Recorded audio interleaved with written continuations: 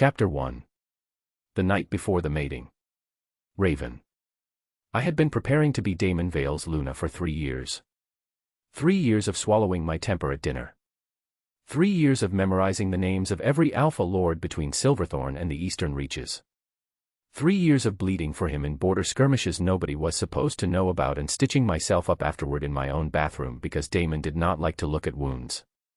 Tonight was the last night before the mating ceremony. Tomorrow at dusk, in front of the whole pack, Damon would mark me, and I would mark him, and the long, polite, careful hell of being almost Luna would finally end. I would be his. He would be mine. The bond would close. I had told myself for 3 years that I wanted that. I sat on the edge of my bath and wrung out my hair, and I let myself notice, for the first time, alone, in the steam, that the thing in my chest that had been tightening for weeks was not nerves. It was warning. My wolf, who had been quiet most of my life, paced inside my ribs. There was a soft knock. The door opened without me answering, which meant my sister. "Don't drown yourself," Sarah said. "It would ruin the dress." She came in with 2 cups of something pale and floral. She had been bringing me drinks for a week. "Sleep tonics," she said. "Calming herbs," she said. "You're so wound up, Raven, you'll bite someone tomorrow." I had laughed and drunk them and then woken every morning with my head full of fog and my wolf strange and slow inside me. I did not drink the cup tonight. I took it. I held it. I watched her over the rim. She looked perfect, the way she always did. Sarah had inherited everything our mother had left behind, the silver hair, the heart-shaped face, the little careful smile that made men trip over themselves trying to catch her. I had inherited the temper, the sharp jaw, the dark hair, and the bloodline none of us were supposed to talk about. "Drink," she said, lightly. "In a minute." Raven. "In a minute, Sarah." Her smile did not move. Her eyes did. Just for a heartbeat. A flicker I would have missed if I had not been looking for it. The same flicker I had begun to see in our father's eyes when he thought I wasn't watching. The same flicker in Damon's, sometimes, when he kissed my forehead and called me good girl in a voice that did not sound like he meant it. "Are you nervous?" she said. "Of course I'm nervous." "You shouldn't be. He loves you, you know." "I know. He's been counting down to tomorrow."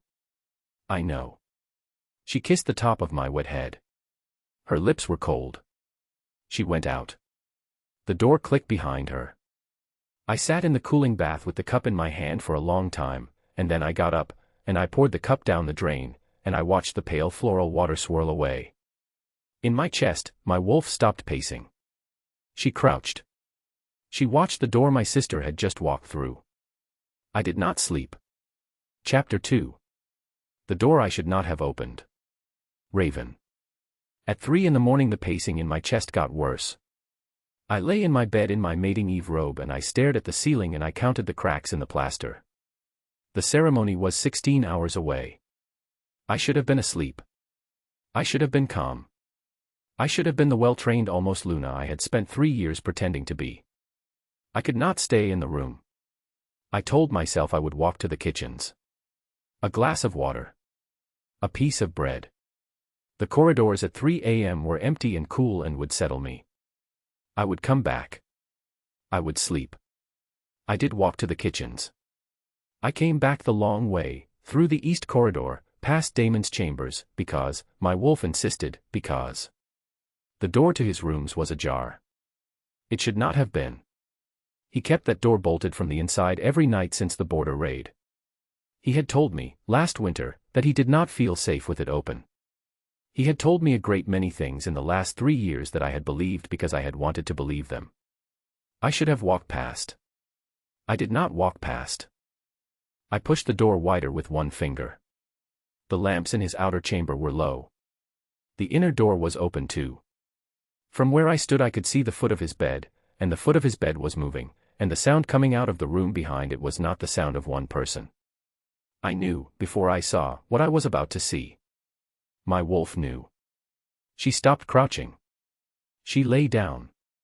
She put her head on her paws as if she had been waiting 3 years to be allowed to grieve. I went forward anyway. I went forward because if I did not see it with my own eyes I would spend the rest of my life telling myself it had not happened, and I had already spent 3 years telling myself that things were not happening when they were happening, and I was done.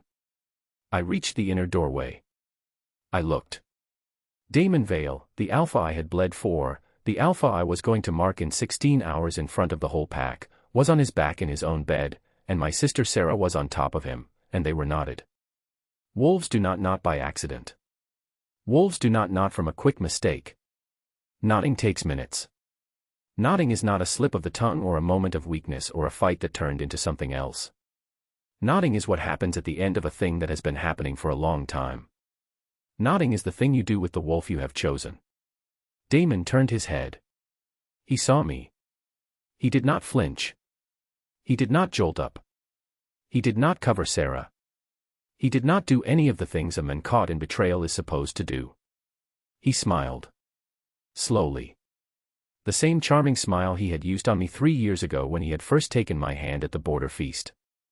The same smile he had used when he had asked my father's permission to court me. The same smile. "Raven," he said. "Come." Almost pleased. "I was wondering when you'd find us." Sarah lifted her head from his chest. She had the grace to flush red. She had the grace not to smile. She did not have the grace to get off him. She couldn't. They were knotted. I stood in the doorway with my hand on the frame and I felt the floor of my life crack along a line I had not known was there. "I'm sorry, Raven," Sarah whispered. She actually said that. "I'm sorry." As if she had spilled wine on my dress. As if I had walked in on her trying on my shoes. "I'm sorry." "How long?" I said. My voice came out level. I was proud of my voice. I had trained it for 3 years. Damon did not bother to answer. "How long?" I said again. 6 months, Sarah said, in a small voice. Maybe a little more." "Was tonight the first time you nodded?" She said nothing. "Sarah. Was tonight the first time he nodded you?" "No." I closed my eyes. I let myself, for one entire breath, stand there with my hand on the doorframe and feel everything I was about to be told not to feel. Then I opened my eyes. I looked at Damon. He was watching me with his head tipped to the side, the way a man watches a horse he is deciding whether to whip. "Tomorrow," I said. "The ceremony." "You meant," I could not say the next part out loud because it was too stupid. "You meant to mark me anyway. With her in your bed. Forever." He smiled. He smiled wider. "My darling," he said. "We should talk." I turned around and walked out. I walked back down the east corridor. I walked back to my own room. I closed my own door. I sat on the edge of my own bed in my own mating eve robe with my hands flat on my own knees, and I did not cry, because the wolf in my chest had stopped grieving and was now, very slowly, very quietly, beginning to snarl. 16 hours. 16 hours until the ceremony. I had work to do. Chapter 3. Rejected in front of the pack. Raven. I dressed for the ceremony myself. I sent the maids away. I told them I wanted the morning alone. I sat at my mother's old vanity and I braided my own hair. I lined my own eyes. I clasped my own throat in the heavy silver collar that the Luna of the Silverthorn pack was supposed to wear. I looked at myself in the mirror and I learned a new face. The face was calm. The face was not the face I had worn the night before. I went down to the ceremony grounds at the appointed hour. The whole pack was there. 200 wolves in a great half-ring under the silver oak. Alpha lords from neighboring packs in their best. My father in the second rank with his head down because, I realized now, he had known. He had probably known for months. The flicker in his eyes. "I'm sorry, Raven," in his own way. Damon stood under the silver oak in his ceremonial cloak. He smiled at me. He smiled the charming smile. I came up to stand opposite him under the oak. The High Seer, old, withered, paid by Damon's family for 2 generations, lifted his hands. "Alpha Damon Vale of Silverthorn," he intoned. "You stand before this pack to claim a Luna. State your claim." Damon's smile widened. I reject her. The half-ring of wolves did not move. It did not breathe. For one entire heartbeat the only sound in the clearing was the creak of the silver oak in the wind. What? Said the High Seer. I reject her, Damon said. Louder. Easier. As if he had been waiting to say the words for 3 years. I, Damon Vale, Alpha of Silverthorn, reject Ravenlock as my mate, my Luna, and my chosen. Before this pack. Under this oak. With my wolf and my name. He turned, very deliberately, to me. Do you accept the rejection, Ravenlock? The pack inhaled. Wolves around me began to shift in their places. Some looked away. Some looked at me with the wide, frozen eyes of people who had not known until this moment what was about to happen and could not move fast enough to undo it. My father, in the second rank, had his hand pressed against his mouth. Sarah was not in the half-ring. She was at the back, half hidden behind the High Seer, in a pale silver dress that had been made for me. The mark on the side of my throat where Damon was supposed to have bitten me began to burn before he had touched it. That was how a rejection worked. The bond a wolf had laid down in the months of courtship, the soft uncompleted bond, would sear itself off her at the public word. It would leave a black scar where a white mark should have been. It would mark her as unmated. Refused. Cast off. I felt mine begin to burn. I lifted my chin. I accept your rejection, Damon Vale. I said it loud. I said it the way he had said his. I said it to the whole half-ring of wolves so that nobody in this clearing would ever be able to say later that I had whimpered, that I had begged, that I had clung. Furthermore, I said, I reject you, Damon Vale. I, Ravenlock, formally reject you as Alpha, as mate, and as any future claim upon my body, my wolf, or my line. Before this pack. Under this oak. With my wolf and my name. A second rejection. From the rejected mate. It was almost never done. The rejected mate is too broken, traditionally, to claim her own dignity back. I claimed mine. The High Seer's eyes widened. The mark at my throat finished burning. I felt it go cold. I felt the bond between me and Damon Vale die under my collarbone like a small animal getting put down. He had not expected the second rejection. I saw it on his face. The charming smile slipped half an inch. Banishment, he said quickly. Recovering. By tradition, an alpha who rejects his promised Luna may also banish her, to prevent instability within the pack. I exercise that right. Ravenlock. You will leave Silverthorn lands by sundown. You will not return. The Bone Forest borders us to the east. Walk. A murmur. A few low growls from the older wolves. The Bone Forest at sundown was not banishment. The Bone Forest at sundown was a death sentence with extra steps. I understand, I said. Good. I have one request, Alpha. He raised an eyebrow. My sister, I said. I want her to walk me to the tree line. Sarah's head snapped up. Damon laughed. He couldn't help it. The cruelty of the request appealed to him too much. Granted, he said.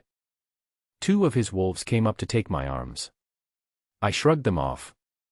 I walked the length of the half-ring on my own, head up, the cold black scar burning at my throat, and I did not look at my father, because if I had looked at my father I would have stopped, and stopping would have killed me faster than the forest. Sarah fell in behind me.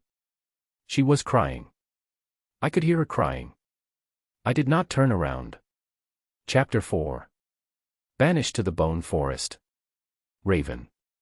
We walked east through the long meadow as the sun went down.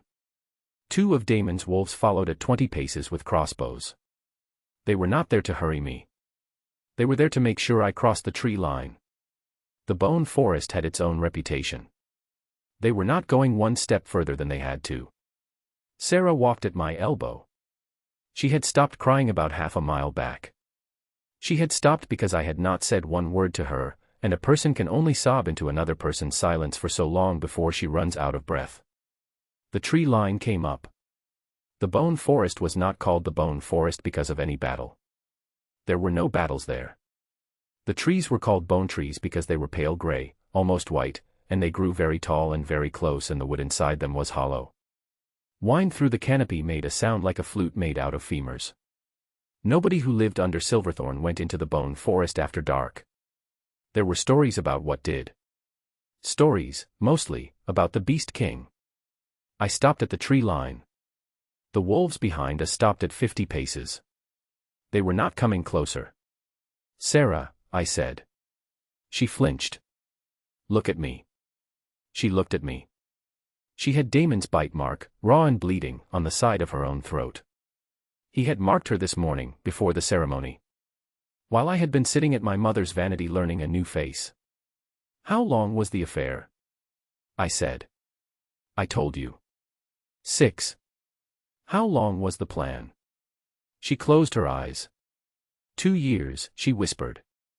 I had thought I had no more cracks left to break along. I was wrong. 2. He wanted the bloodline, Raven. Our bloodline. Mother's.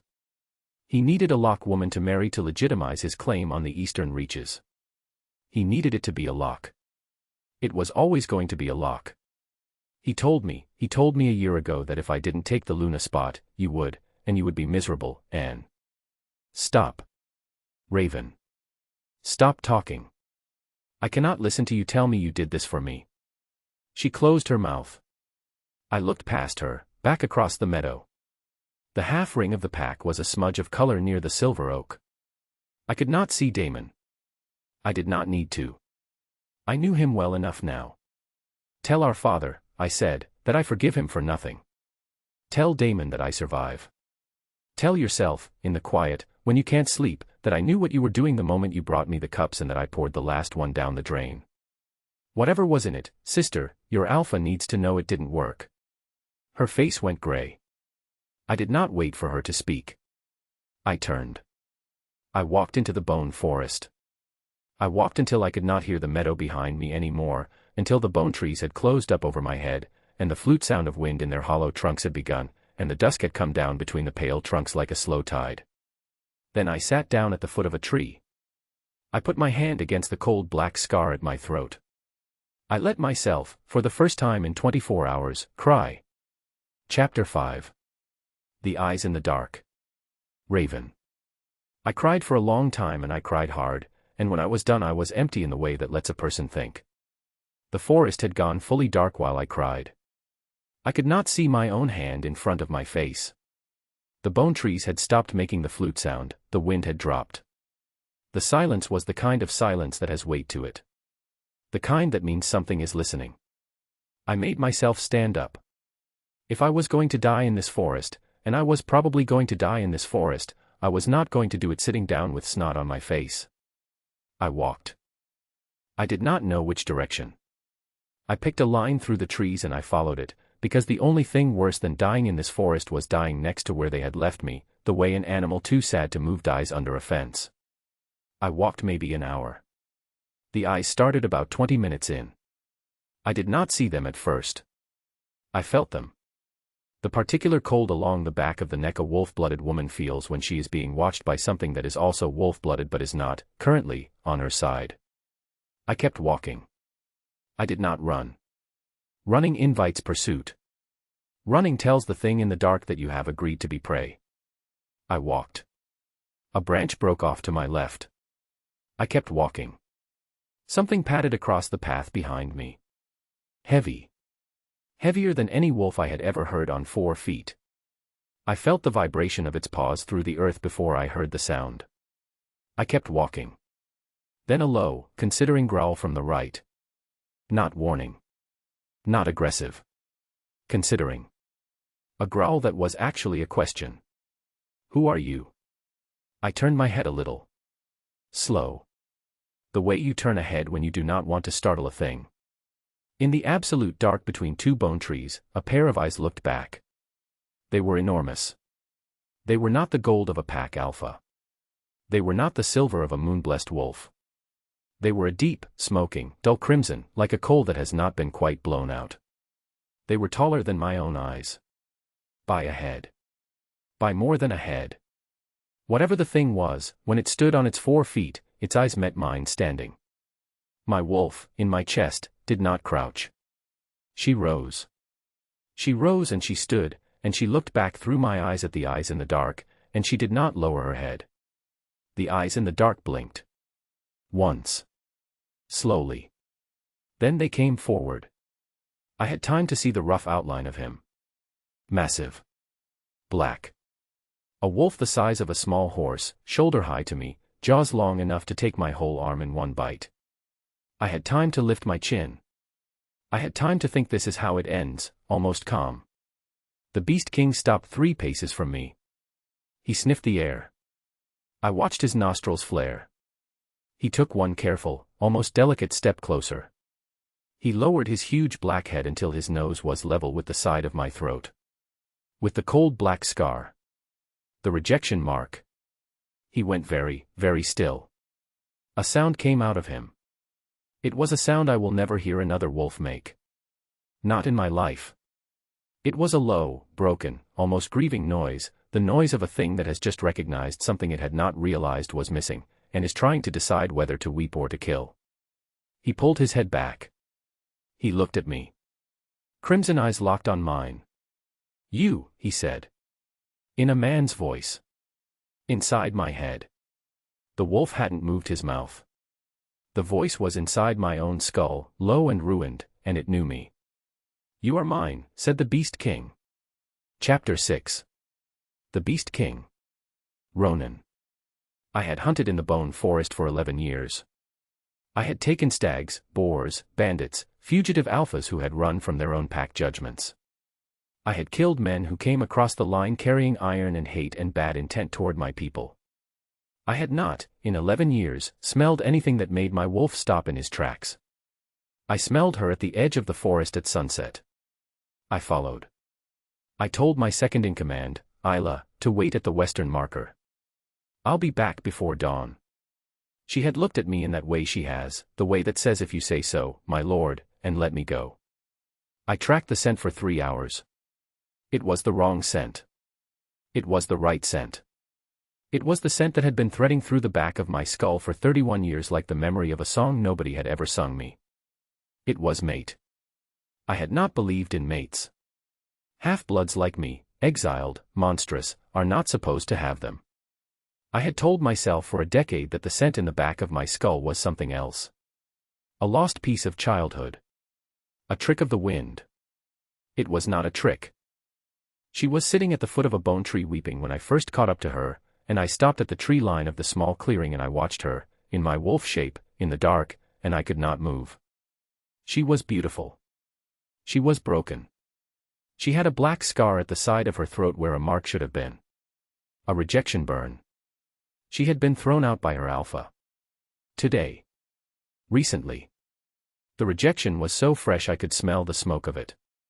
I almost killed something. I waited until she stood up. Until she walked. I shadowed her through the trees, on my 4 feet, 20 paces behind, and I let her not see me, because I did not want her first knowledge of my face to be terror. She didn't run. She walked straight into the dark. Head up. Hands open. Crying without sobbing. A second wolf, one of the lesser strays who hunted my forest under my permission, started to drift toward her from the south. I drove him off with one growl. He left. When I finally came up to her, when I let her see me, I was twice her size in my wolf shape and she did not flinch. She turned her head a little.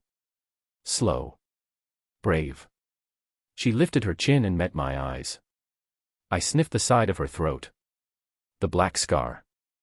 I felt my wolf, who had been quiet most of my life, roar inside me at the wrongness of it, at the wrongness of mine being marked by a man who threw her away, at the wrongness of my mate having to walk into the Bone Forest alone in a banishment dress with no shoes. I almost shifted to human and dropped to my knees. I did not. I did one better. I told her, mind to mind, what she was. "You," I said. "You are mine." She did not move. She did not speak. For one long moment she only looked at me, her storm gray eyes wide and very dry, the cold black rejection mark burning at her throat, and then she said, out loud, into the absolute silence of the Bone Forest, with a level voice that was somehow the bravest thing I had ever heard a creature do. Then you had better do something about that, Beast King. Chapter 7. The mark he should not have given. Ronan. I shifted. I had not shifted in front of a stranger in 11 years. I had not shifted in front of any woman not of my own court.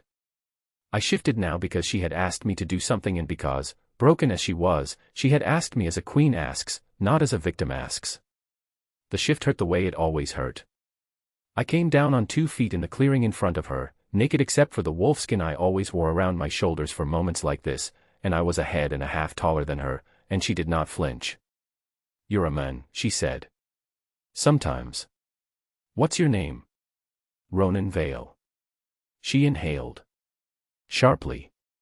"Vale," she said. "Yes." "As in?" "Damon Vale," I said. "Is my half-brother. He was my father's second son with a different woman. I was the first son. My father's people didn't know about me until I was 11. When they found me, they did not like what they found. I was not what they had expected. They exiled me. Damon's mother helped them. Damon was 8. He has spent his life on a throne that was supposed to be mine." She closed her eyes. She did not weep. She had wept herself out earlier.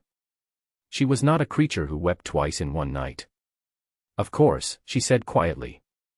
"Of course he is. You are Ravenlock." "How do you know?" "Because you smell like the woman my wolf has been telling me to find since I was 16 years old, and Damon Vale has been engaged to a Lock woman for 3 years, and he has just rejected her in the Bone Forest. There is one Lock woman matching that description in the world tonight. You." She opened her eyes. She looked up at me. Storm gray, dry, very tired. "He did this on purpose," she said. "Didn't he?" "Everything. The bloodline marriage. The rejection. Banishment to the Bone Forest. He knew I was your mate." "He did not know," I said. "He could not have known. The fated bond between us has been hidden from him by older hands than his. But he has been told, since he was a boy, that the Bone Forest takes anything thrown into it. Anything that walks on 2 legs after dark. He banished you here as a death. Not as a delivery. And yet, I agreed. We stood 3 paces apart in the dark and the bone trees creaked above us, and I watched her decide. She made the decision in less time than I would have given anyone for it. "Mark me," she said. "Raven. Over his." She turned her head, exposing the cold black scar. "Mark me over the rejection. Make it yours. Make it deeper than his. Make it so when he hears about it, and he will hear about it, he will know that the thing he threw away has been taken. Raven, the kind of mark I would have to put on you to override a rejection bond, a fated mark, between half-blooded king and prophesied mate, in a Bone Forest at moonrise, is not a bandage. It is a vow. It cannot be undone. Not by me. Not by you. Not by any witch or any council or any death. We will be bound for the rest of our lives and possibly longer." "Good," she said. "You don't know me." "I know enough. You are bleeding from a wound that is hours old. You will regret this when the wound is older." "Beast King." "Ronan."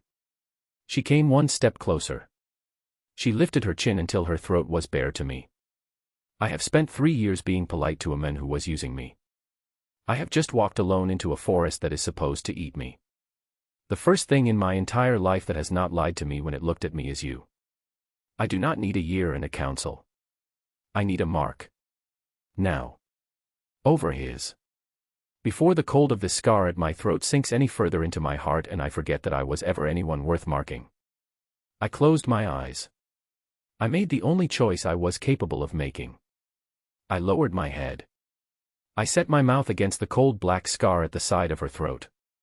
I let my wolf surface. Half shifted, half king. My teeth lengthened. I bit her. It was a real bite. Mate deep. A claim a fated bond cannot break.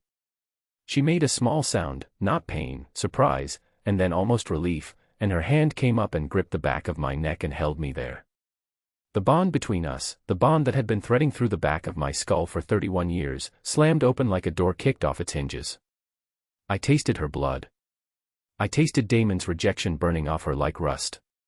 When I pulled back, the cold black scar was gone. Underneath, where Daemon's failed mark had been, was mine. Crimson and silver black. A crescent. A claim. Alive. The bone trees in the clearing went quiet. The whole forest went quiet. Somewhere west of us, in a different forest at a different border, an old seer who had been waiting for this exact moment for 31 years opened his eyes in the dark and whispered, "Finally." Raven looked up at me. Her hand was still on the back of my neck. "Take me home," she said. I picked her up.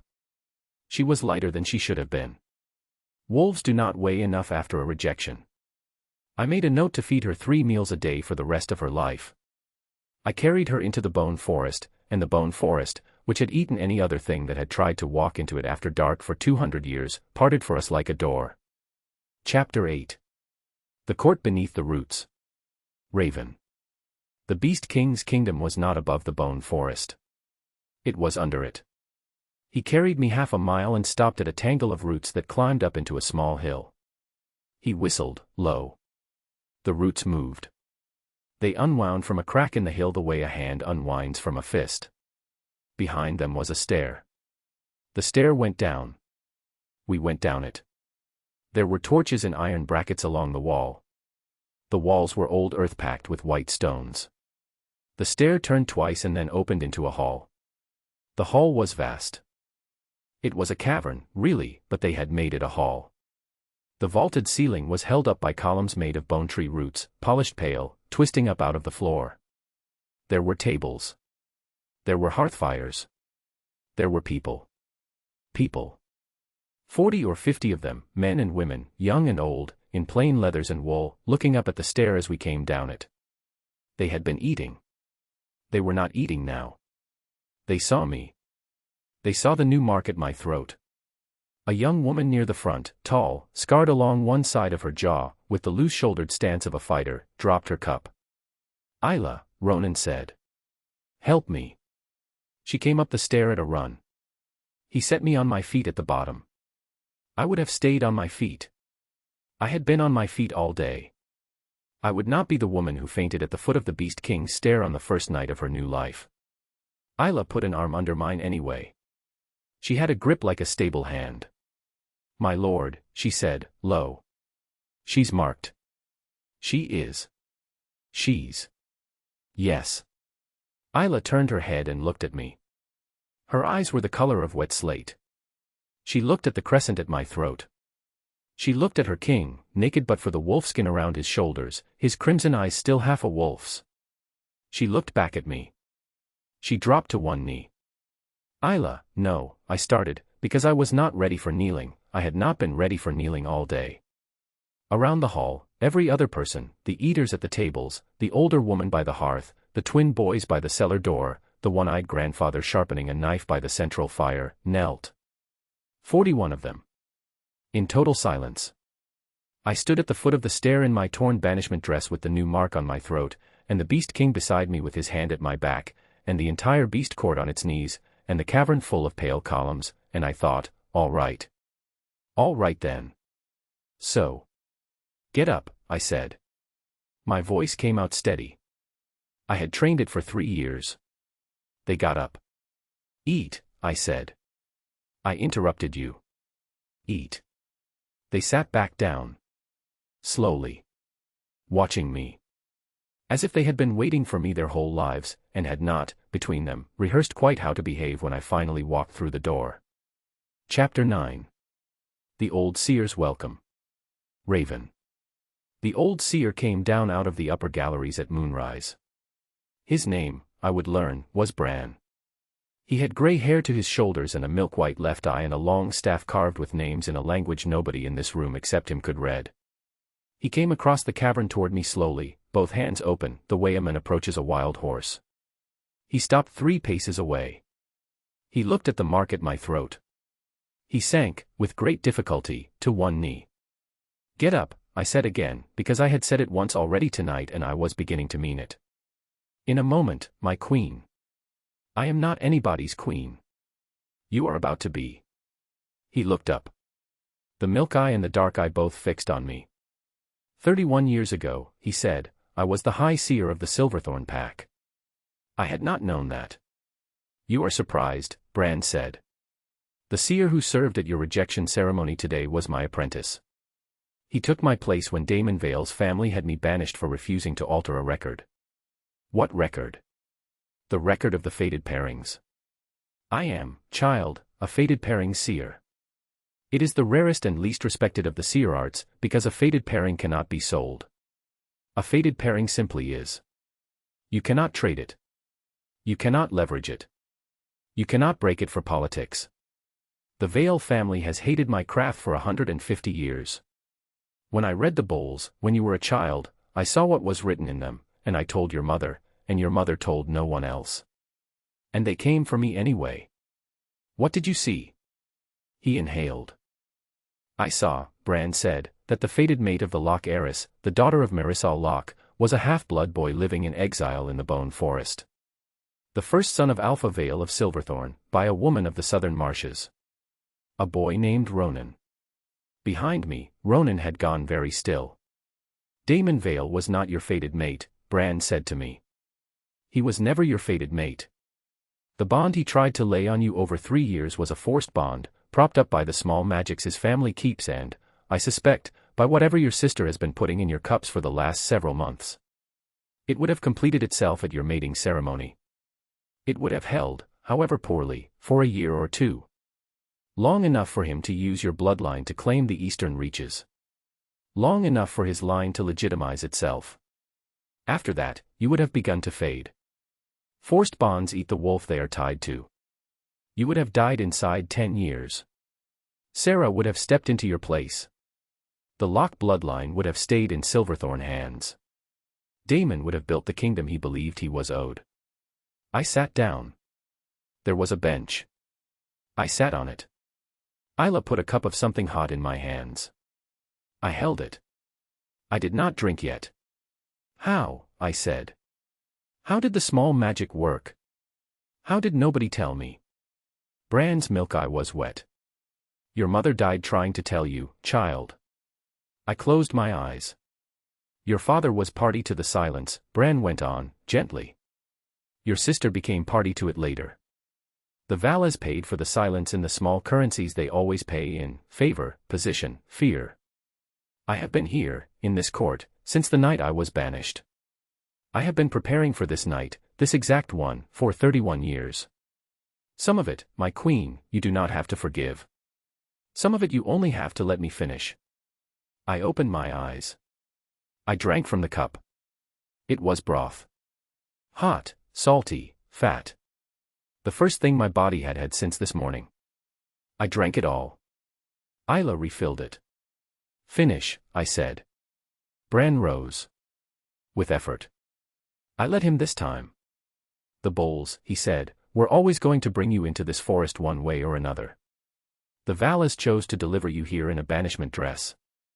They could have chosen to deliver you in a bridal one. The end was always the same. You are here. You are marked.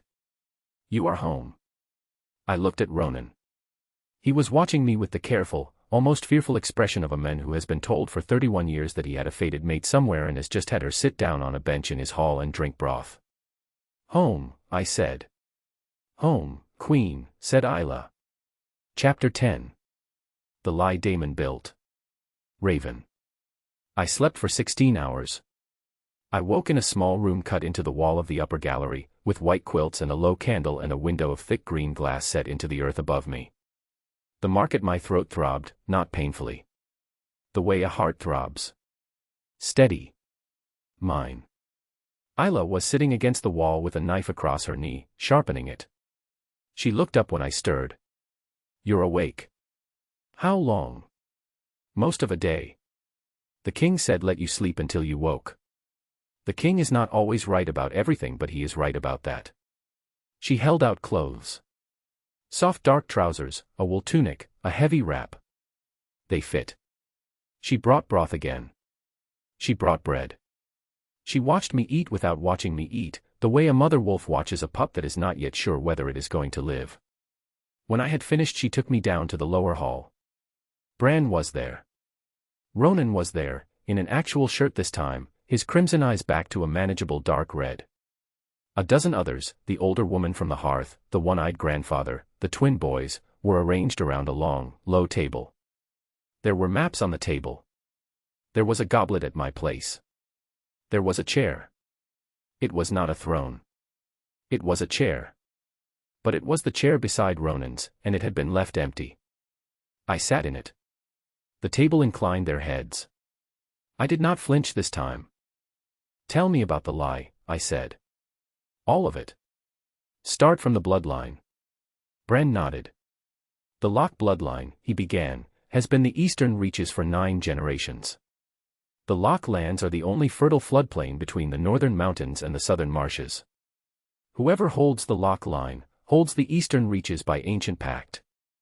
The Vale family has wanted that pact for 150 years. They have tried to acquire it 3 times by marriage. Twice the marriages produced no daughter and the line moved on. The third was your great-aunt, she died and bonded under suspicious circumstances. After that, the Locke women, your grandmother, your mother, you, were quietly kept very small. Did you ever wonder why your father lived in a manor a quarter of the size of your station? Why your mother did not attend the high councils though she was the heiress? Why you were trained as a Luna of Pack rather than as a Lady of Locke? I had wondered. I had wondered for years. I had been told, very gently, by my father, that the Locke house was a quiet house, that it was better to be small. The Valles pay your father a tithe, Bran said. Have for 20 years. To stay small. To raise his daughters quietly. To keep the bloodline available. I closed my eyes. And Sarah? Recruited at 13. She was the second daughter. She was easier. How? She is in love with Daemon. I opened my eyes. She believes he loves her back, Bran said carefully. Do not take this as defense, my queen. I do not defend her. I only inform you. Daemon does not love your sister. He has used her exactly as he intended to use you, only with more pleasure. After your fading, he would have set her aside the same way he set you aside. The tragedy of your sister, my queen, is that she has not yet realized she is the third Locke woman the Vale family has spent. I sat with that for a long time. Ronan, beside me, said nothing. And the cups, I said. Forced bond herbs. Fed in small doses for months to soften your wolf's resistance. You have been quietly half asleep, child, for most of a year. The mark Ronan put on you last night burned that out of you in a single night. That is one of the reasons you slept 16 hours. I looked down at my hands. They were thinner than I remembered them being. What do I do? I said. What do I do now? Ronan finally spoke. What you want, he said. Today, eat. Tomorrow, walk. Next week, let Isla teach you how to fight on these legs again. Next month, when the eastern reaches start to notice the Locke heiress did not arrive at her father's house after the ceremony, when the rumors begin to climb, when the news of the Beast King and his queen begins to move through the courts, then we will speak about what we do next. For now, my queen, you eat broth, and you sleep, and you let yourself be home for 1 quiet week before you are required to be a queen. I looked at him. That, I said, is the kindest sentence anyone has said to me in 3 years. Isla, from the wall, snorted. Get used to it, my lady. He is full of them. He does not let himself talk this way to anybody else. We are very tired of it already. The table laughed. I laughed. It came out small and rough, the way a laugh comes out when it has been bricked up for a long time. It came out anyway. Chapter 11. Isla. Raven. Isla took me into the lower training hall on the 3rd day. It was a wide round room cut deeper into the earth than the great hall, with hardwood floors and racks of practice weapons along the walls and a single skylight of green glass directly overhead. She handed me a wooden sword. She handed me a wrap for my hair. She stripped down to a sleeveless tunic and stood in the center of the room with her hands on her hips. Show me what your old pack taught you, she said. I showed her. It was not bad. Daemon had insisted I be trained, not because he wanted a warrior wife, but because the Luna of Silverthorn was expected to be able to walk a border patrol if the Alpha was incapacitated. I had taken the lessons more seriously than he had expected. Isla watched me for 10 minutes, expressionless, and then she said, "You hold your shoulder like a court girl." I was a court girl. Not anymore. She came at me. She came hard. Not to hurt me. To make me move. We went around the floor twice before she pinned me against a column with the wooden blade across my throat, and she said, "Lo, when you fight in this court, my lady, you fight like a queen who knows the men she's fighting tried to bury her. Every time. Always. Drop the shoulder. Open the chest. Take the floor. You are not anyone's borrowed Luna anymore. Do you understand me?" "Yes." "Say it like you mean it." "Yes, Isla." "Better." She let me up. She put a hand on my shoulder. Real. Warm. A friend's hand. The first friend's hand I had had on me in 3 years. "My king has not had a queen in his life ever," she said. "The court has not had a queen in 3 generations. We will all of us trip over ourselves a little, learning how to do this. You are forgiven the early stumbles. You may forgive ours." "Yes. Yes." "Good." She took the wooden sword from me and racked it, and we went back up to dinner, and that night for the first time since the cup of pale floral water in the bath, I slept all the way through. Chapter 12. The wolf I was never allowed to be. Raven. A week in, Bran asked me when I had last shifted. I had to think about it. A year. Maybe a little more. He did not look surprised. He had probably already known. He nodded slowly and looked at Ronan, and they exchanged the small look they had begun to exchange in front of me as if I would not see it, the look that meant, of course, the cups, the slow suppression. "Tonight," Bran said. "The moon is at 3/4. The forest is calm. The court will keep the upper hall. The king will go with you. You will let your wolf out, my queen. She has been waiting." I went up at moonrise. Ronan came with me. We walked into the bone trees 1/4 of a mile, to a small clearing he had picked, and he stopped a respectful distance away and waited. I undressed. I had not undressed in front of a man since Daemon. I had not undressed in front of Daemon, in fact, in any way that mattered, because Daemon had used my body as a courtesy and had never looked at me. I undressed in front of Ronan now, and he did the considerate thing, he turned his head, very slightly, until I told him not to. I told him not to. "Look at me," I said. He looked. His crimson eyes went a darker red. He did not move toward me. He did not need to. Wanting can be a very physical thing without any movement at all, and the wanting in him was so loud it pressed the air between us tight. "I am not asking for that yet," I said. "Not yet. I am asking you to look at me and tell me whether you can see her. My wolf. Whether she's still there." He looked. He looked the way Bran had looked at the mark at my throat the first night, which was the way a man looks at a thing he has been waiting a long time to see. "She is right there, my queen," he said. "She has been pacing under your skin since the moment you sat down at my table. Let her up." I closed my eyes. I let her up. She came easier than she had ever come. It still hurt, it always hurt, the shift, but it hurt the way an arm hurts when a long-tied tourniquet finally comes off. I came down on 4 paws in the moss with the moon between 2 bone trees overhead and my wolf finally fully awake. She was bigger than I remembered. She was the color of storm, dark gray across the back, lighter at the chest, a single white stripe down the muzzle. Her eyes were the same storm gray as my own. She took 2 staggering steps and stopped. Ronan, in the trees opposite, shifted too. He came down on his enormous black 4 feet and crossed the clearing slowly, and he came up to me, and, wolf to wolf, this time, he laid his huge head along the side of my neck, over the mark, and he held it there. The bond between us thrummed warm and fierce through both our bodies, and my wolf, after a moment of pure animal disbelief, leaned her shoulder into his. We ran. We ran through the bone forest in a wide, joyous circle for hours, and the whole forest knew us, and nothing in it raised a head against us, and when we came back at dawn to the root stair, Isla was waiting at the top with a clean robe and a cup of broth, and she looked at me, at the storm-gray wolf coming up the stair beside her king, and she said, "Welcome home, my lady." About time. Chapter 13. Daemon sends riders. Ronan. The first riders came on the 11th day. 3 of them. They wore Silverthorn colors. They came up to the western marker at mid-morning and stopped because the forest stopped them. The Bone Forest does not let strangers in unless I let them in, and I had not been letting anyone in since Raven came home. I rode out to meet them with Isla and 4 of my best. The lead rider was a man I did not know by face but knew by stink. Daemon's chief enforcer. Younger than Daemon. Sharper.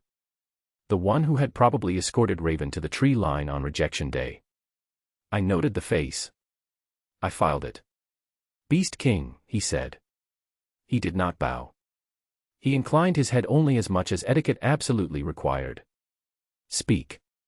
"My Alpha sends greetings." He sends concern. He has heard a rumor that a woman of our pack, banished according to ancient rite, has been taken within your borders. He requires her return.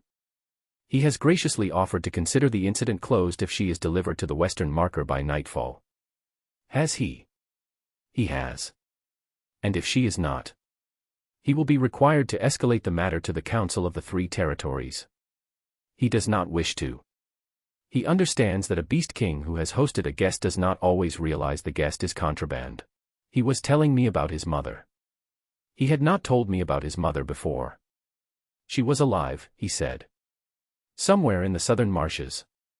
They had not spoken in 11 years. She had wanted him to come south after the exile. He had refused. She had not forgiven him for refusing. He spoke of her with a careful flatness, the way a man speaks of a wound he has had so long he has stopped expecting it to heal. He stopped mid-sentence because I had reached across the corner of the table and put my hand on the side of his face. "Ronan," I said. He did not speak. I leaned in. I leaned in slowly. He had been so careful with me for 3 weeks, not a single touch beyond the polite, beyond the necessary, beyond the brushing of his shoulder against mine in council. I knew exactly why. He was afraid of being a man who took advantage of a wound. He was a king, and he was a half-blooded thing, and he had been told for 31 years that he was monstrous, and he had decided, somewhere in those years, that he would never be a monster to a woman who could not safely stop him. I needed him to know I could safely stop him and that I was not going to.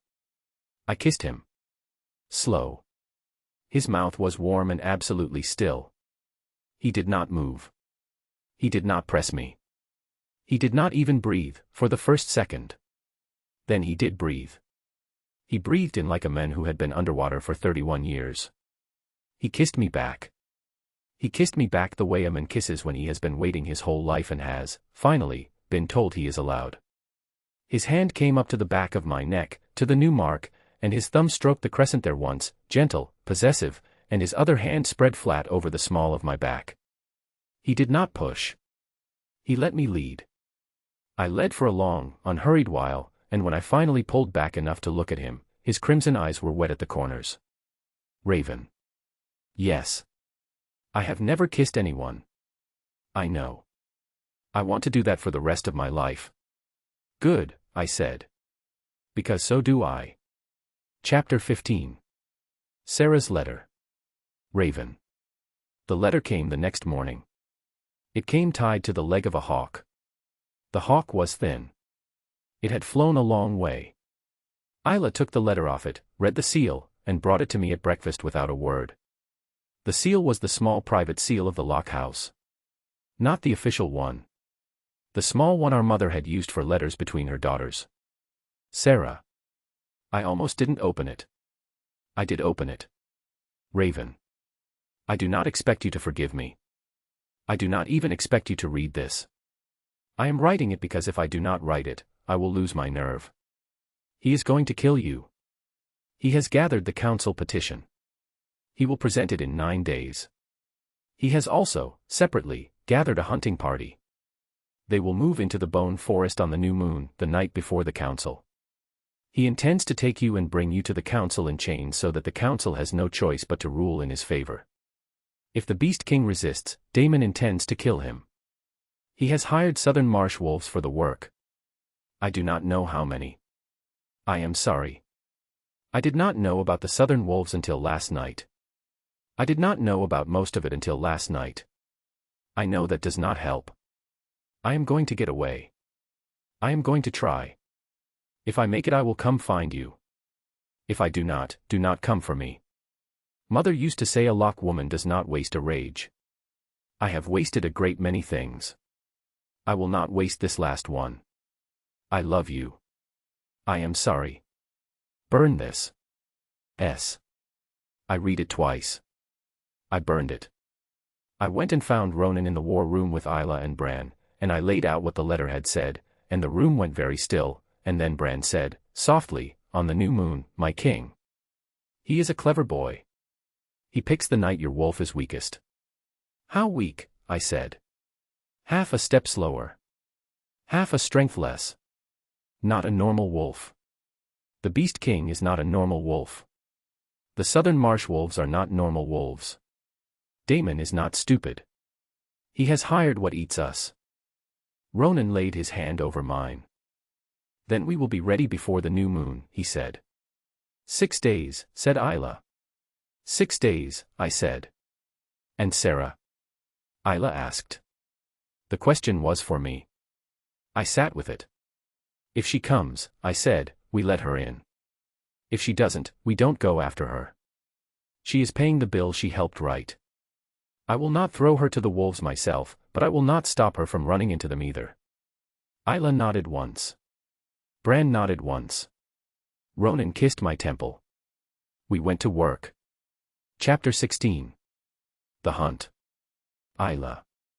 I write this part because the king and queen were busy. Isla, beta of the beast court. The new moon came up black, the way new moons do. We had spent 6 days laying the forest. Bran had walked the inner ring with his staff and his old grey voice, whispering to the bone trees in a tongue most of us couldn't follow, and the bone trees, who keep their own counsel, had agreed, in their slow tree way, to help. Trip routes. Closed paths. Open ones that led nowhere good. We had set the markers. We had laid the lines. We had not, in the end, told Raven to stay underground. She had refused. I will fight in the second ring, she had said, in her queen voice, and Ronan had looked at her for one long second and then nodded, because he had married a woman who did not stay in cellars and he had known that the day he picked her up out of the moss. The southern marsh wolves came in just before midnight. They were not what I had feared. They were worse. Daemon Vale had hired 30 of them. 30. I had thought 12. Marsh wolves are bigger than common wolves, slower in the limbs but heavier, and they hunt in coordinated triads, 2 distracting and 1 striking. 30 meant 10 triads. 10 triads in an unfamiliar forest at new moon. Difficult odds for a court of 40. We had 2 things on our side. The forest, which knew us. And the king, who is not a normal wolf. The first triad came up through the western tripline and met 3 of our archers and a length of taut wire neck-high. 2 went down. The third looped wide and met me in the second ring and did not enjoy it. The second triad caught Bran and his apprentice in the south. Bran went down. The apprentice got both of his. The third triad went straight for the king. It did not get him. It got Ronan in his half-shifted form, which is a king and a half tall and made out of teeth, and it stopped being a triad inside of 6 seconds. By the second hour, half of Daemon's marsh wolves were dead. By the third hour, Daemon himself was at the inner ring. He had not come in his wolf shape. He had come on horseback. In armor. Polished. His sword unsheathed. His chief enforcer at his elbow. 6 of his pack at his back. Raven met him there. I write this because I saw it. The queen of the beast court walked out of the bone trees in dark leathers with the storm gray of her wolf still half up under her skin. She did not raise a sword. She did not raise her voice. She lifted her chin and showed him the new mark at her throat, the crescent silver-black mark that had come up over the rejection burn, and she said, in a voice that carried clear across the entire ring. You wanted to see me, Alpha. Chapter 17. The choice she was never given. Raven. He looked at me from the back of his horse for a long moment. He had aged. In 3 weeks. Visibly. Forced bonds eat the wolf they are tied to, Bran had said, and Daemon had laid a forced bond on me for 3 years. Tearing it off had not only cost me. It had cost him too. He had not slept. His charming smile had thinned. There were tight lines at the corners of his eyes that had not been there at the ceremony. "Raven," he said. "Come home." "I am home." "Raven. You came here to take me at sword point, Daemon. Don't. The marsh wolves you hired are most of them dead in my forest already. The half-brother you tried to bury in this forest 11 years ago is currently behind me, in his half-shifted shape, with his hand on the hilt of a sword I made him last week. The forest itself is on my side. The bone trees opened a path for you to ride in on. They will not open the path back out. Drop the sword. Raven. Drop the sword, Daemon." He drew it instead. I had known he would. He had not been a careful man for nothing. A careful man does not become an alpha by listening to women he has tried to bury. He swung off his horse and he came at me at a run. Ronan moved. I felt him move. I held up my hand. I held it up to him. "Mine," I said. Ronan stopped. Visibly with effort. "Mine, Alpha King," I said, gentler. He came for me. I take him. If I cannot take him, you take what is left. "My queen," said Ronan, very low, very pained. "Mine," I said. He stayed. Daemon came at me with a sword in one hand and 3 years of small magic in the other. The forced bond he had laid on me may have been broken, but small magic leaves residue, and he had been a clever boy with it. He pulled at the shape of where the bond had been, hard, in the way a man yanks a leash. He was trying to make me kneel. In any other forest, it might have worked. Not this one. The new mark at my throat, Ronan's mark, warmed under my collarbone. The bond between me and the Beast King flared. The leash Daemon was yanking it had no slack to yank, because the place where the leash had been hooked into me had been sealed shut and overwritten with a different bond entirely. He stumbled. He swung his sword anyway. I had Isla's wooden practice still in my muscles, and Isla's voice in my ear, "Open the chest, take the floor," and a wolf that had been bricked up for 3 years and was finally, fully, awake. I took the floor. I came in under his swing. I caught his wrist with both hands and I twisted. The sword fell. I drove my forehead into his nose. I felt cartilage break. I twisted his wrist further, and I dropped him to one knee, in his own armor, in front of the entire beast court and the half of his own pack he had brought with him. I pressed my thumb very deliberately into the soft place under his jaw, the place a queen presses to remind an alpha that he is in fact kneeling. "Daemon Vale," I said. He spat blood at my boot. "Daemon Vale," I said again. "I am not coming back. I am not your Luna. I am not your bloodline. I am not your political loophole. I am the queen of the beast court, by the mark of its king, by the bond of its forest, by the choice, Alpha, of my own free wolf. Tell your council. Tell your pack. Tell your sister Luna. I am not coming back." He looked up. For one heartbeat the charming smile came back. The old, beautiful, 3-year smile. "You ungrateful little. I gave you the choice," I said. "You did not give me one." I let go of him. I stepped back. "Take him, my king," I said. Ronan stepped past me. He did not kill Daemon. Not then.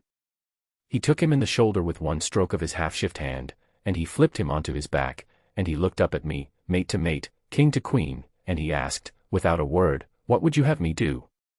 "Bind him," I said. "He stands trial at the council. With me. Where his entire territory will hear what he is." A grin. A very small, very pleased grin. "Yes, my queen," said the Beast King. Chapter 18. The Bonded Wolf. Raven. After the hunt, the bond between us settled. It is hard to describe. Bran tried, later, in his old language book. The closest I can come is this: for 3 weeks the bond had been a humming, an awareness, a warm steady thread through the chest. After the new moon, after I had stood between Daemon's sword and the king's claim and chosen the king with my body in the open, the thread thickened. It became a cord. I could feel Ronan in my chest the way I felt my own breath. His mood. His distance. His presence. He came to me that night without saying so. He did not need to say so. I did not need to be asked. We lay together in his rooms, our rooms, now, for the first time, and he was as careful with me as he had been every other time he had ever touched me, and I was not careful with him, because I had been polite for 3 years and I was not going to be polite tonight, not for the men who had finally given me back my own teeth. I will not write what we did. It is between us. But this.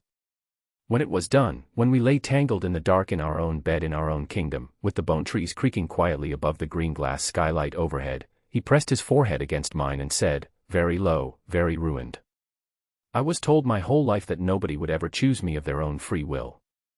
Whoever told you that, I said, was a coward. Yes. I choose you, Ronan Vale. And I you, Raven Locke. The bond between us hummed in our chests like a single thing, in 2 bodies, and we slept the sleep of 2 creatures who had at last, after 31 years of waiting, come home. Chapter 19. The truth about Ronan's exile. Raven. He told me the rest in the morning. We had broth and bread in our rooms. I had decided, by then, that the broth was an institution, and he sat across from me with his hair still loose and his shirt half-laced, and he told me about the day they came for him.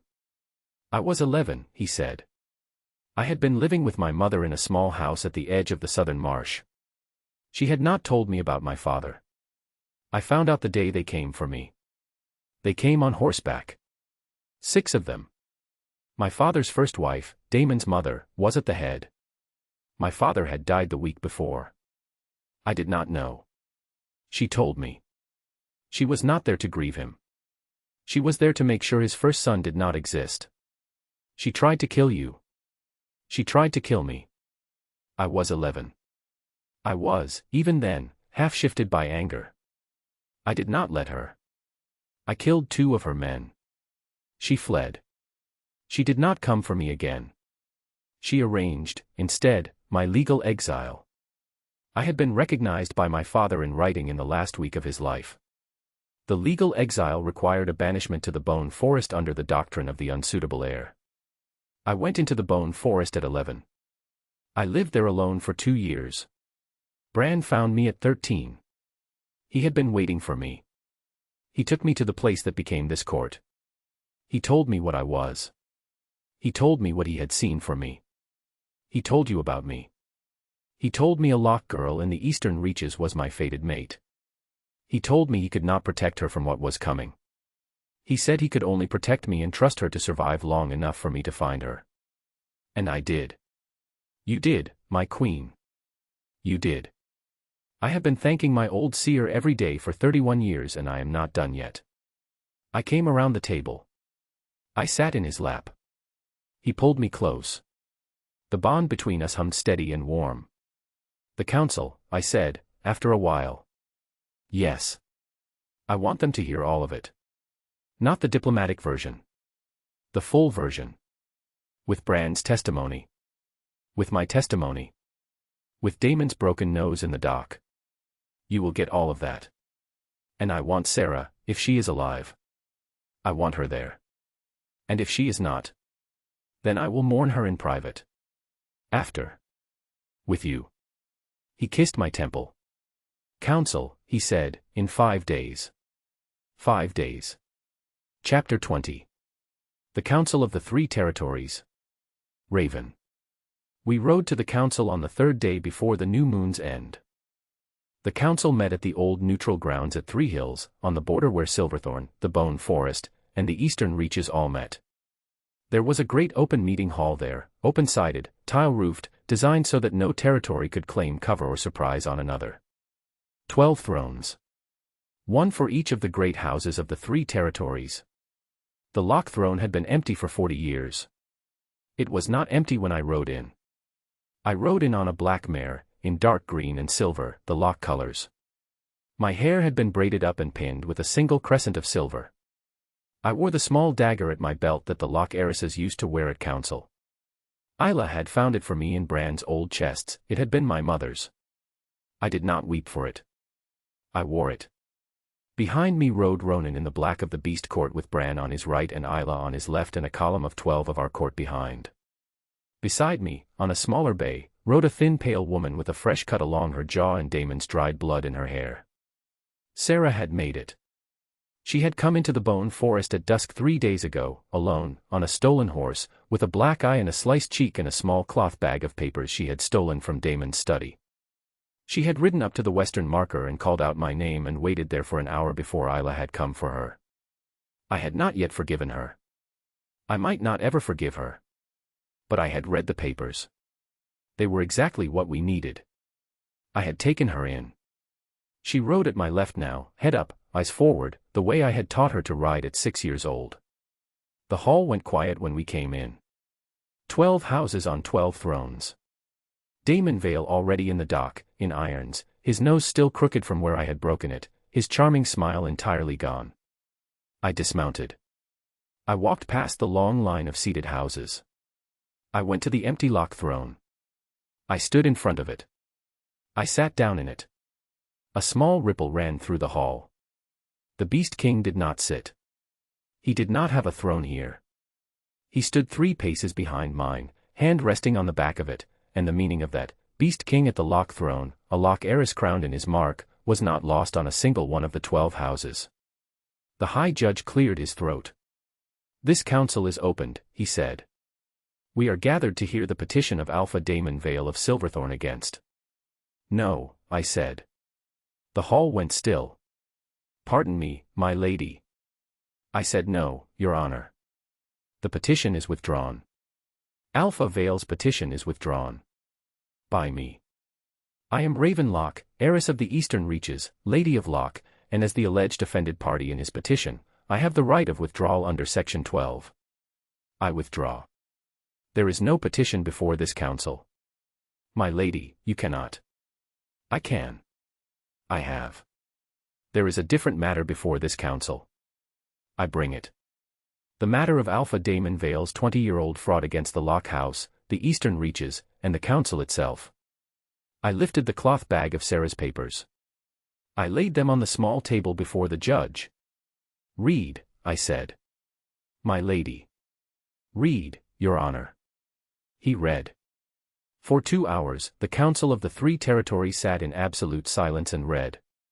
When the judge looked up, his face had gone very pale and very old. "Alpha Vale," he said, "stand." Daemon stood. "You will now answer questions," said the judge, from the Lady of Locke. Chapter 21. Daemon's public demand. Raven. I asked him questions for an hour. I asked them quietly. I had decided in advance that I would not yell. The hall had not been allowed to see a yelling Locke woman in 40 years and I was not going to change that today. Daemon answered most of them. He had a lawyer, technically, the lawyer kept advising him to be silent, Daemon kept answering anyway. He could not help it. He had been used to charming his way out of rooms for so long that he had forgotten there were rooms in which charming did not work. Halfway through, he shifted strategies. He stopped answering. He turned to the council. "The Lady of Locke," he said, "has been twisted by the Beast King. Look at her. She has the Beast King's mark on her throat. He has bewitched her. He has hidden her in the Bone Forest. Whatever she says here cannot be trusted. Whatever evidence she has cannot be trusted. I am the Alpha of Silverthorn. I am a member of this council. I demand. You demand." I had not raised my voice. I had stepped down from the throne. I walked across the open floor toward him until I was 3 paces from where he stood in the dock. I tipped my chin up. The mark at my throat caught the noon light through the open side of the hall. You demand. After 3 years of forced bond. After 2 years of plotting with my sister. After a public rejection in front of 200 of your own pack. After hiring marsh wolves to hunt me on a new moon. After arriving here in irons because I broke your nose. You stand in this dock and you demand. Raven, you will return to me. I am not your Luna. I will withdraw the rejection, here, before the council, I will publicly withdraw. You cannot withdraw a rejection that was sealed under a silver oak. You know that. Every alpha in this hall knows that. The mark a man burns off his mate cannot be put back by a sentence. And even if it could, I have a different mark now. He is a monster, Raven, he is half-blooded, his mother is a marsh witch, his court is a hole in the ground full of cripples and exiles. Yes, I said. He stopped. Yes, I said again. His mother is from the southern marshes. His court lives under the roots of the bone forest. Half of his people are exiles from packs who threw them away the same way you tried to throw me away. He is half-blooded. His eyes are red, not gold. His shape, when he is most himself, is twice the size of yours. My mate, Alpha Vale, is exactly what you say he is, and I chose him with my open eyes and my own mouth and my own wolf, and there is not a single thing in this council you can say that will undo that. Sit down. He did not sit down.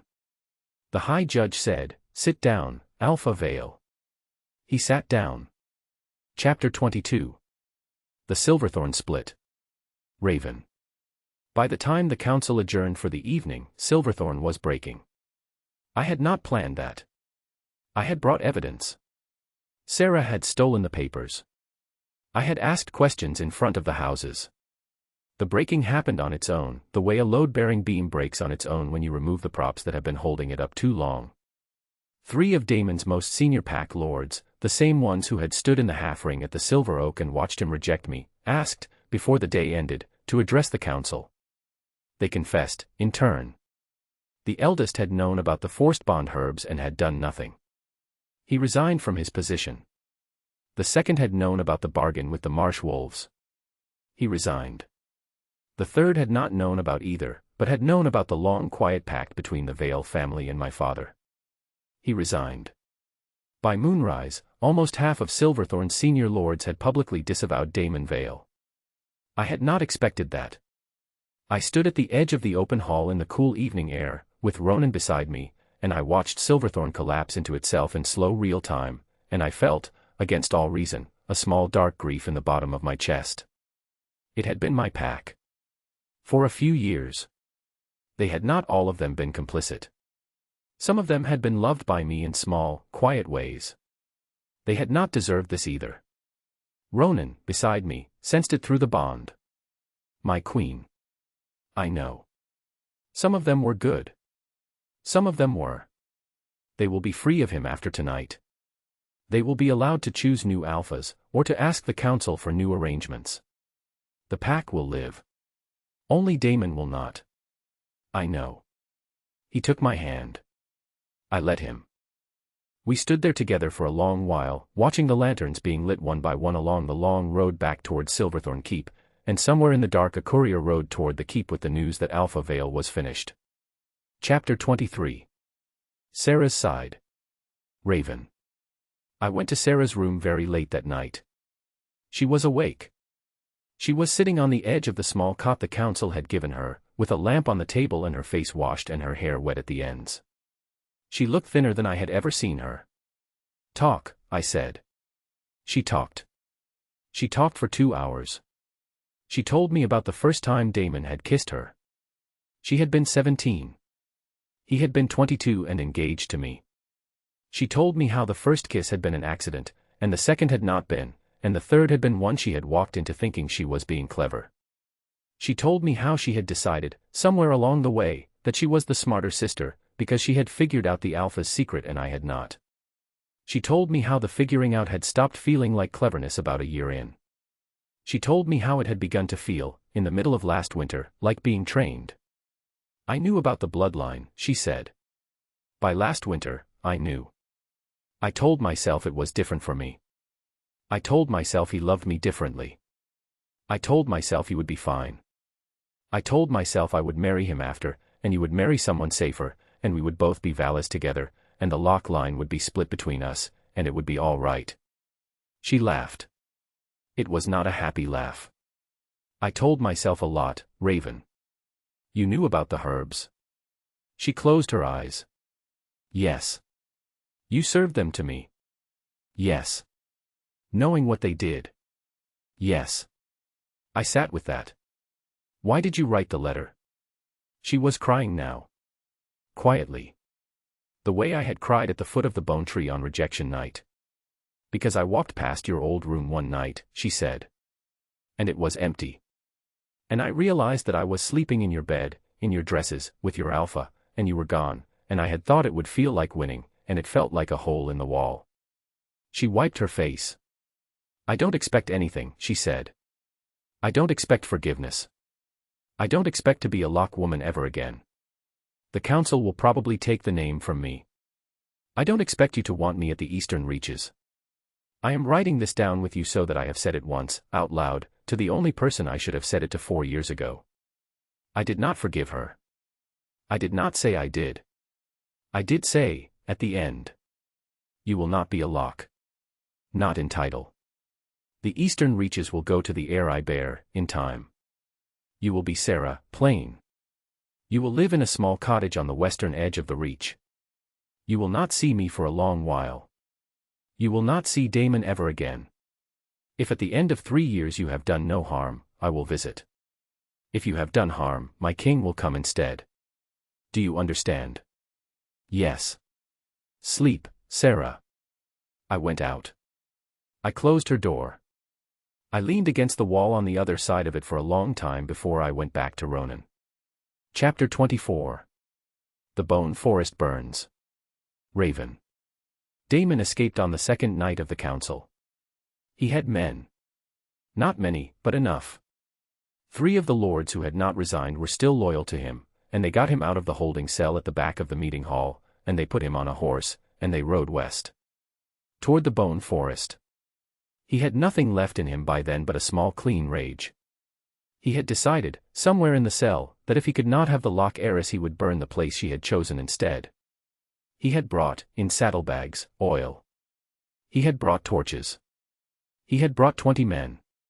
He went into the Bone Forest at dawn. He set the western edge alight. The bone trees, who are hollow and full of resin, burn the way bones burn, slow, hot, with a white smoke. The fire ate 1/3 of a mile of forest in the first hour. It killed 2 of our outer scouts. It would have eaten more. The forest fought back. The bone trees, who keep their own counsel, who had agreed in their slow tree way to help, did. They closed paths. They opened pits. They sent the smoke down in a hard line back toward the western edge, where the fire setters were. They poisoned the air. Daemon's 20 men became 15. Then 12. Then 8. By the time he reached the inner ring, Daemon Vale was on foot, alone. The Beast King was waiting for him. Chapter 25. The Beast Unleashed. Ronan. I had not gone full beast in 11 years. The half shift was enough for most things. The full shift, the king and a half tall, 3 rows of teeth, shoulder spike, crimson-eyed monster my mother had taught me to shape on the night I turned 12, was something I kept in a small cellar inside myself. I had not let it out since the day they came for me. I let it out for him. I let it out because I had told my queen, in our bed, that I was not the kind of king who took a thing she had given him and held it back. She had given me her wolf. She had given me her name. She had given me her choice. The rest of me was hers. Including the worst of me. Including the cellar. I came up out of the second ring on 4 feet. He was standing in the middle of the inner ring with a torch. He saw me. His charming face, the careful smile gone now, the broken nose half healed, the years piling on him week by week as the Locke bond burned its way out of his bones, did the thing a face does when it has not yet understood what it is looking at and is only seeing the shape. I let him understand. I rose to my full height in front of him. He dropped the torch. He drew his sword. He said something. I am not sure what. The wolf mind I was in did not bother to hold the words. I killed him. I killed him quickly. My queen had asked for that earlier, in our private rooms, before the council. He has not earned slow, she had said. Don't give it to him. I gave him fast. I gave him fast in the inner ring of the burning bone forest, on the 3rd dawn of the council, with the bone trees closing in around the spot where he fell, and the smoke clearing because the forest had decided the threat was over. I shifted back. I stood in the inner ring naked and bloody and human again, and I lifted my head and looked west. Raven was riding through the trees toward me on her black mare. She had heard me through the bond. She came up. She slid down off the mare. She came across the ash and the moss in her dark green and silver, and she did not flinch at the blood, and she did not flinch at me, and she came up and pressed her forehead against my chest and breathed once, hard. "It's done," she said. "It's done." Was he afraid? Yes. Good. We stood there a long while in the inner ring with the bone trees creaking quietly around us, and the fire, satisfied, going out on its own at the western edge. Chapter 26. Daemon's End. Raven. The council ratified everything.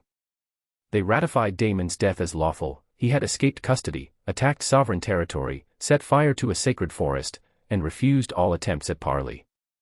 They ratified the Beast King's act as the act of a sovereign defending his land. They ratified my withdrawal of Daemon's petition.